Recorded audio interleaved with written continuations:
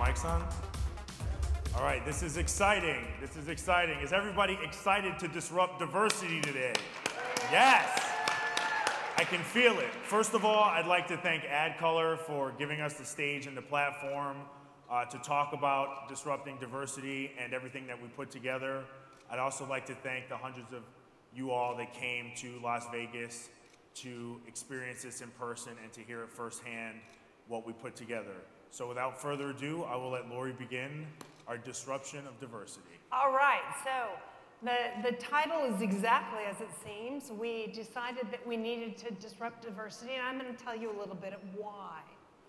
So the first thing we did was we started with this notion of we're not where we need to be.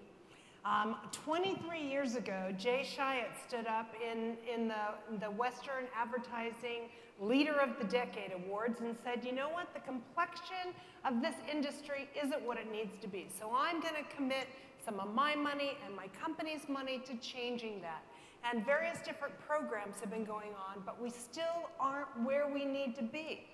So we decided that we would start by treating diversity as if it was a real client of the agency applying the very best resources. And so we took a team from TBWA, we took a team from Disruption Works, and we took it one step further. Now, why disrupt? Well, as I said, we haven't gotten as far as we need to be. We don't have the level of performance that we need. We don't have the complexion in this industry that we need. And it seems like all the status quo programs in the world just aren't getting far enough. And I wanted to try to see whether or not we hadn't missed something, if we hadn't looked at something a way in which it hadn't been looked at before. Now, the theory of disruption is very, very simple. You look at the conventions that are at play, you envision a new future that doesn't yet exist, and the disruption is the path that gets you there. Now, disruption is not always really easy. There's a lot of thrashing around that goes on that.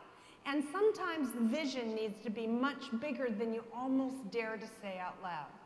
I always say to clients, if you stood in the future and could imagine what isn't possible today, that if it was, would fundamentally change everything, that's what disruption will get you. So from my perspective, it was actually my first day at TBWA. So I started in May, and when I go to work for the first day, I am surprised to realize that my first day is actually a disruption day. So there were 33 people in a room. We all had to grab an item as we walked in, and I was thrown in as the first employee to have a disruption day be my first day. Now, one of the things that were lined up across the room were these large boards that we actually flew into Las Vegas today. And what they are is they're snapshots of different programs, different methodology, different thinking of African Americans, the general market, millennials, different segments of the United States. They were surrounding me as I went in there. So the room had 27 executives from TBWA. Our executive team was in there. Some people from this room were in there as well. We had one disciplined agenda that Laurie put together. We had a variety of exercises to get us all into the moment, a variety of Q&As, group sessions, and most importantly, we had a lot of Avery dots so people could put on the wall what they thought. Vote on the best ideas. So we spent 8 hours together interrogating. Whoops, Andy, I'm sorry, I'm going to go back. It came up too fast. Let's be ready with the audio on that.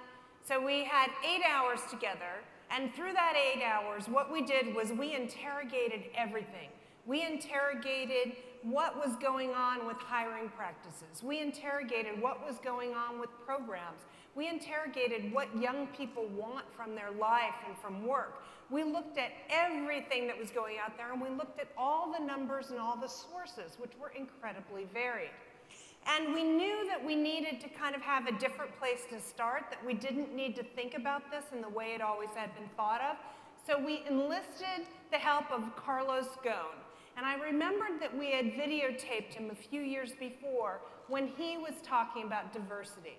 So Carlos Ghosn is the CEO of Renault and Nissan, and he's really well known for his championing of diversity in the workplace. So we're going to play that video now. Be ready with the audio. And here we go.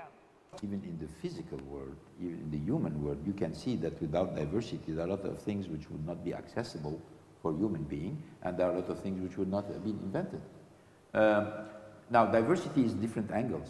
Is man, woman, young, old, is American versus European versus Chinese versus Japanese, it's engineer versus marketer versus financial, it's very cultivated person versus somebody who has no culture. I mean, diversity is going to have to be taken into a very wide angle.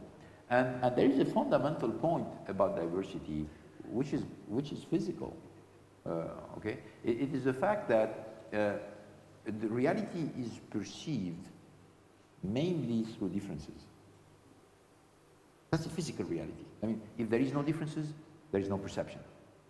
You know? You perceive even things because they are different. If they were not different, you perceive colors because they are different. You perceive shapes because they are different.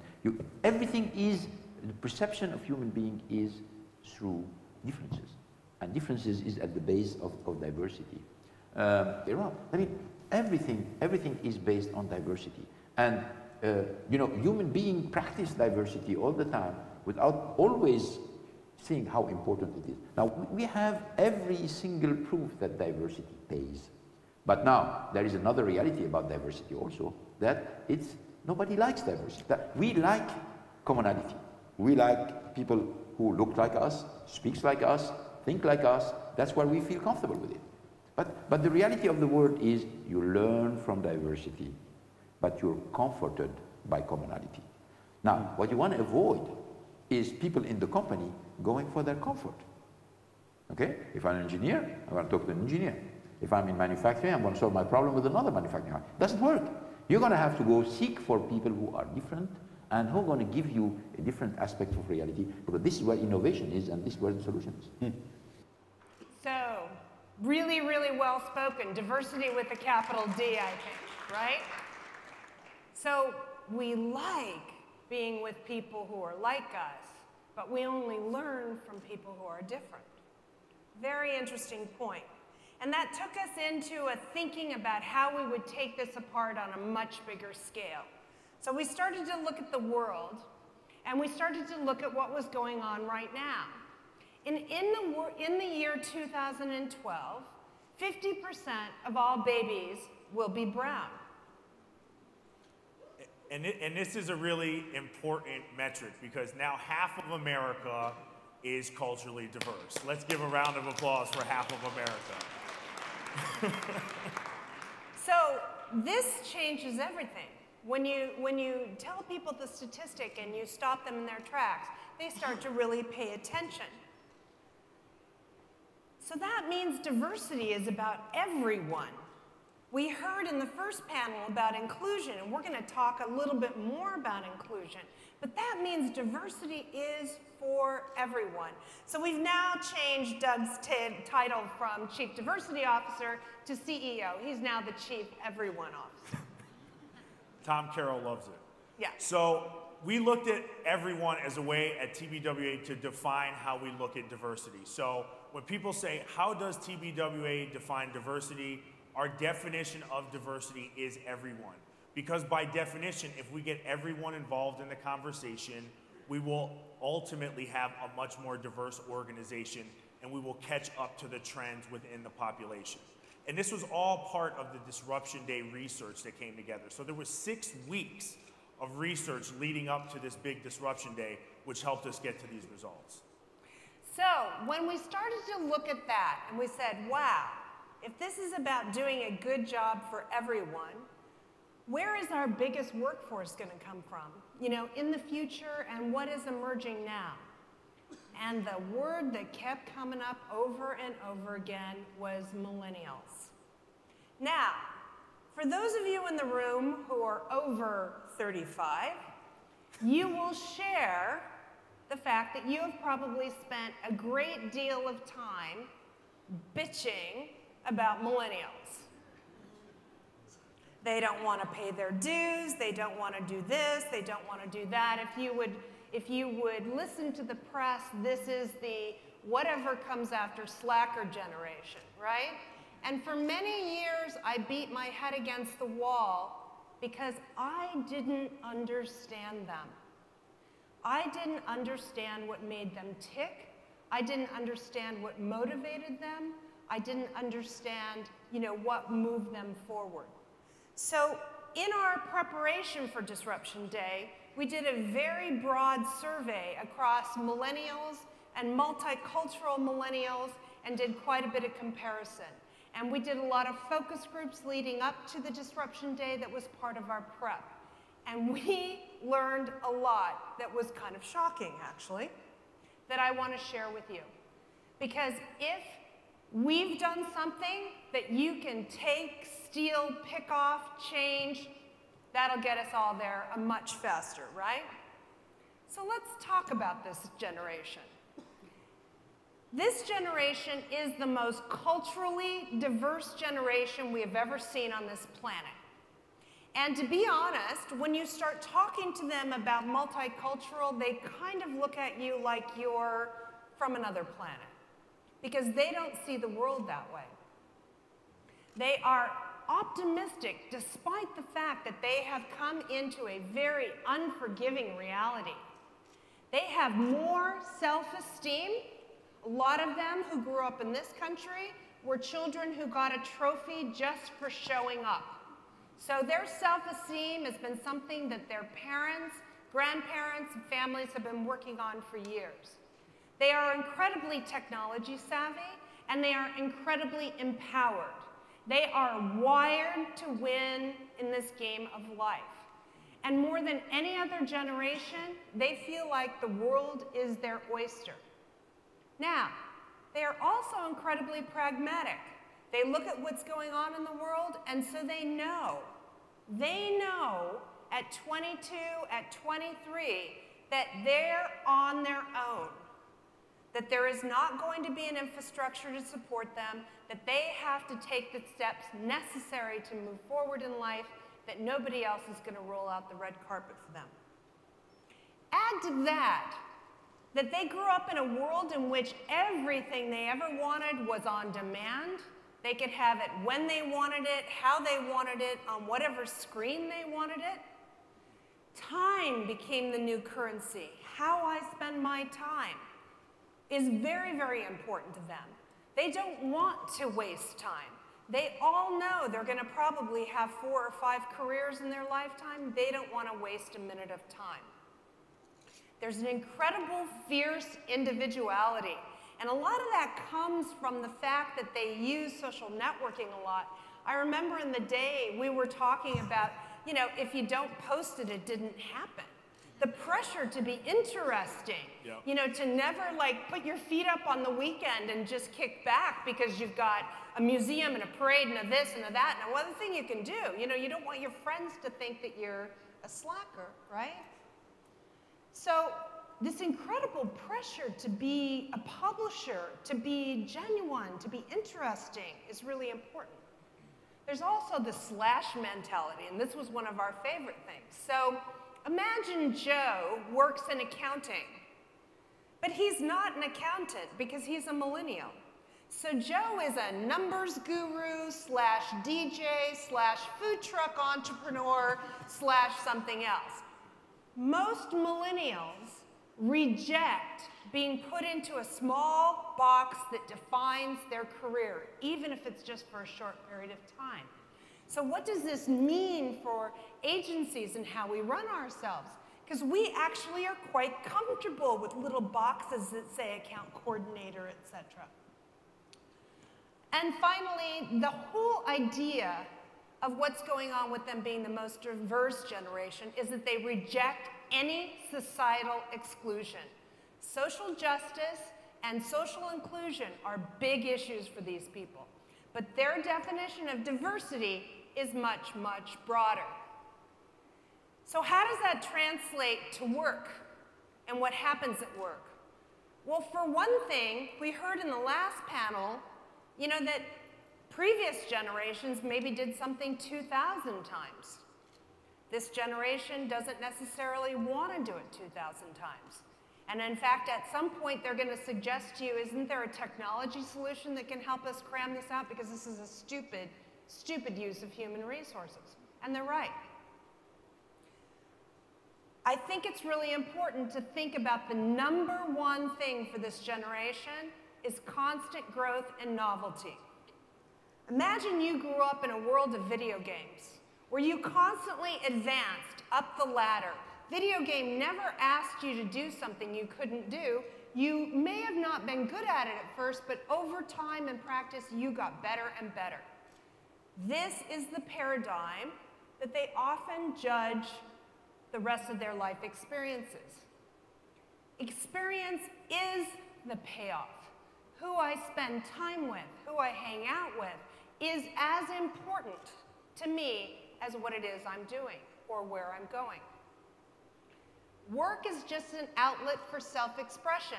The minute these young people feel like they are not being able to bring their whole selves to work is the minute they walk out the door.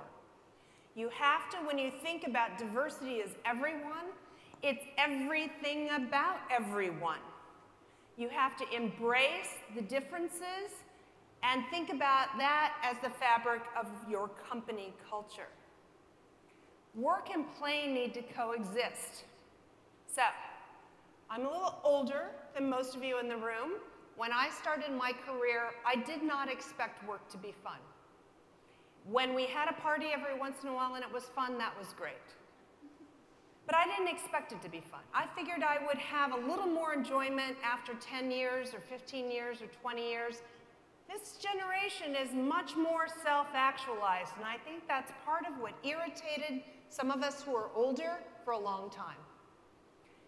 Young millennials know that I need to have a certain amount of play every day in my life, that there's nothing on the world that I can't make more fun. You know, this is the group that kind of grew up with conjunction junction, and you know, everything was made interesting and fun. And so it's really important to them that that continues. And finally, autonomy is assumed. Now this one was really hard to swallow because I grew up in an agency that actually had a phrase called earned autonomy. And earned autonomy was what you got after you worked for years and somebody said, okay, you can go off on your own. This generation believes that autonomy is part of being a human being, and that giving somebody a chance to try something that they may not be capable of is how they grow.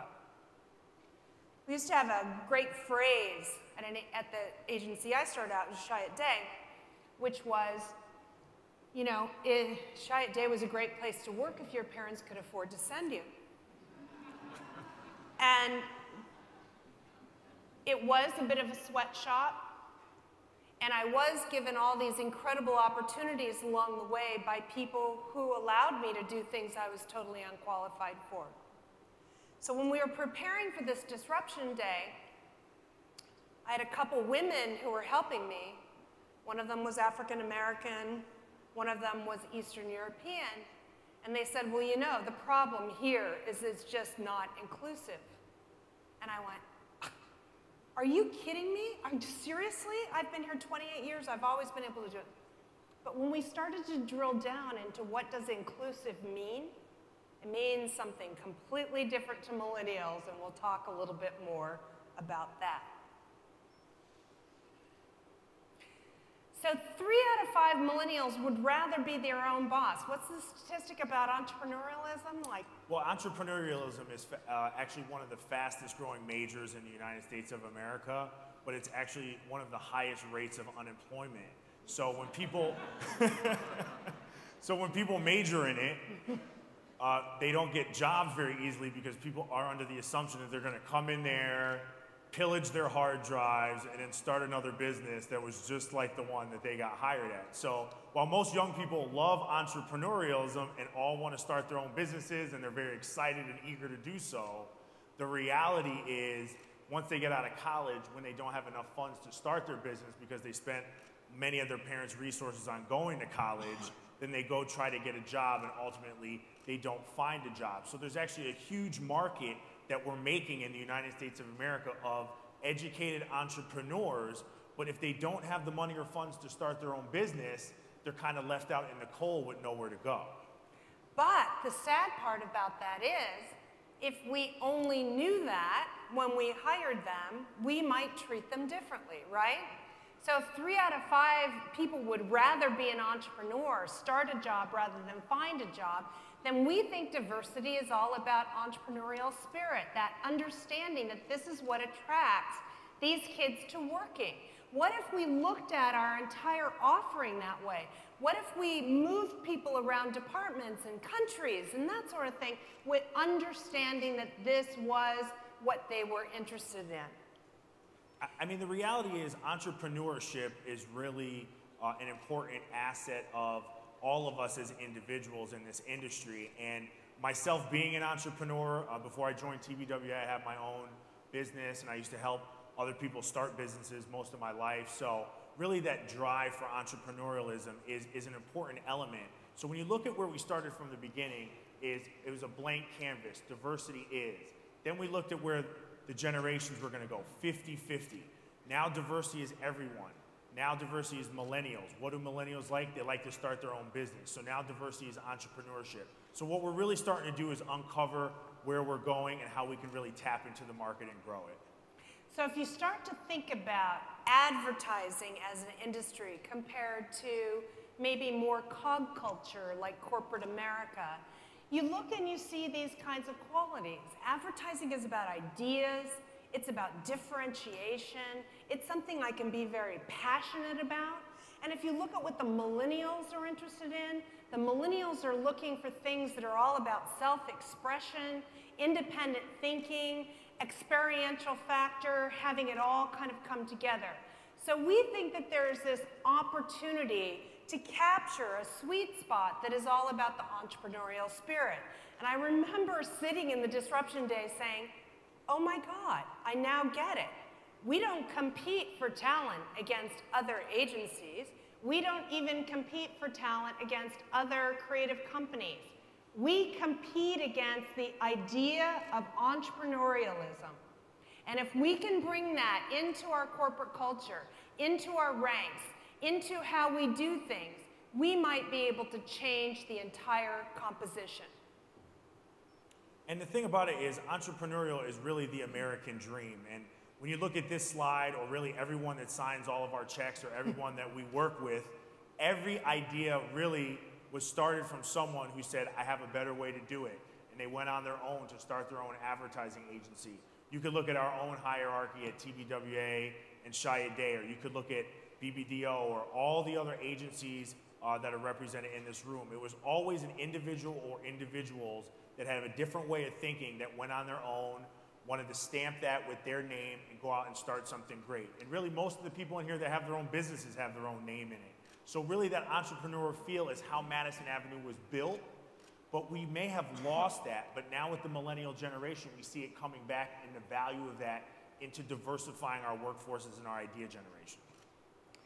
So unfortunately, what ends up happening is all of that spirit, all of that stuff that went into creating our cultures, creating our industry, when it comes down to dealing with full-time equivalents and needing to hire somebody, we sometimes forget that we're not hiring for our agency, we're hiring for a job, and we start getting distracted with this very, very narrow talent pool and a very short time frame that tries to fit this need.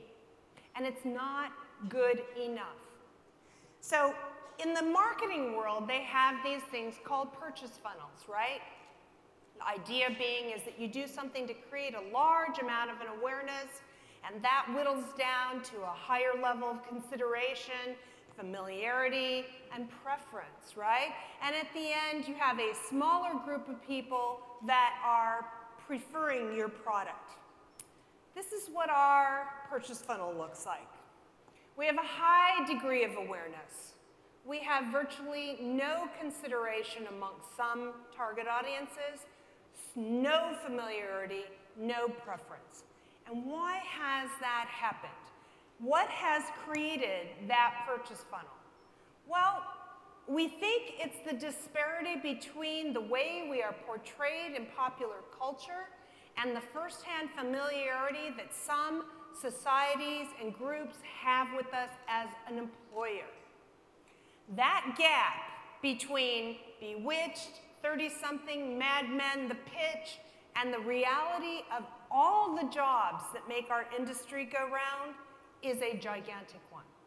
But that's good news, because we're really good at that, right? That's what we do, is we help the world understand what it is. So part of what we're going to suggest is that we have to make a market for our business. They say that Top Gun was the greatest recruitment film for Navy pilots.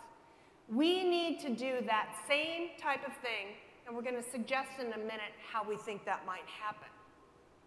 Now, I think our next slide is a video that tells you a little bit about how some kids felt.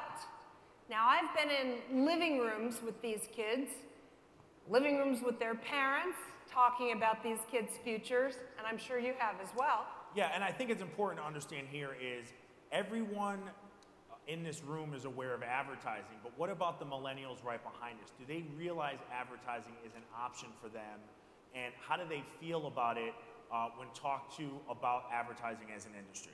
So this will be a good learning for us. So in this case, we had some kids that we had recruited. They would have been the perfect candidates for advertising, and we had just shown them a variety of different things that people in advertising agencies did, and we asked them this question.